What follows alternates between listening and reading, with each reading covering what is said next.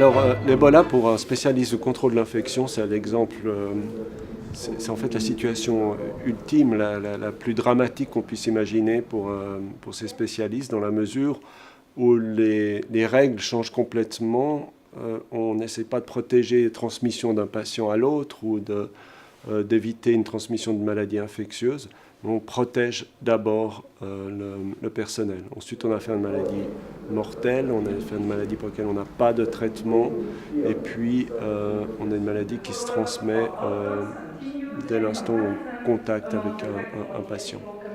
En plus, vous ne voyez rien, c'est comme toutes les maladies infectieuses, on ne voit rien, on a une sorte d'ennemi comme ça autour. Donc c'est clair que l'Ebola a frappé les consciences. Tous les hôpitaux européens et américains et autres ont dû s'équiper, ont dû prévoir des plans. Beaucoup ont travaillé dans le vide. Et puis ensuite, pour les rares qui ont eu des patients, comme c'était le cas ici aux HUG, c'était une expérience assez intense puisque vous devez superviser les soins, pas seulement pour 1, 2 ou 3 personnes, mais pour des centaines d'infirmiers, d'infirmières que vous devez protéger et aussi répondre à leurs craintes. Un message personnel à faire passer, mais ces différentes sessions qui ont été organisées, il y a plusieurs choses que je retiendrai. D'abord, je dirais qu'on doit toujours faire un peu la critique de ce qu'on a fait, et peut-être on n'a pas encore réussi à amener assez d'intervenants des pays d'Afrique de l'Ouest où l'Ebola a sévi avant tout. Deuxièmement, ce qui m'a impressionné et puis j'allais dire quelquefois un peu choqué, c'est voir avec quelle façon nous, Européens ou Américains, on pouvait discuter des heures et des heures à propos d'un seul cas qu'on a traité. Et puis également discuter des craintes, des médias, des réponses de la communauté qui avaient des angoisses à l'idée qu'il y avait un cas dans la ville.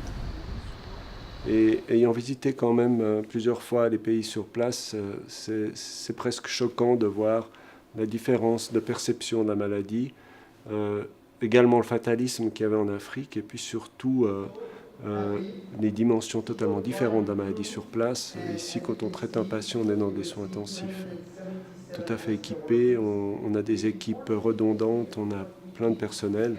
Et sur place, c'était des situations totalement différentes. Donc j'ai été particulièrement touché de ces présentations qui arrivaient à faire le lien entre la science, mais également le côté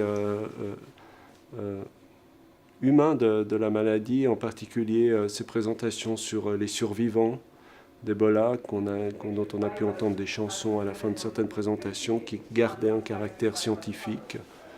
L'autre chose, il est intéressant de voir aussi les différentes perceptions qu'il peut y avoir entre les ONG, entre les institutions officielles comme l'OMS, les instances plus scientifiques comme les groupes académiques comme les nôtres, des perceptions différentes et parfois des difficultés à se rejoindre.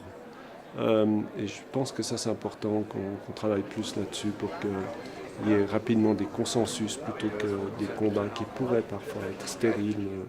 Savoir qui est responsable de retard de réponse ou qui est responsable d'avoir pas fait ceci ou pas fait ça à temps. Je pense qu'il faut tourner la page et il faut plutôt voir le futur.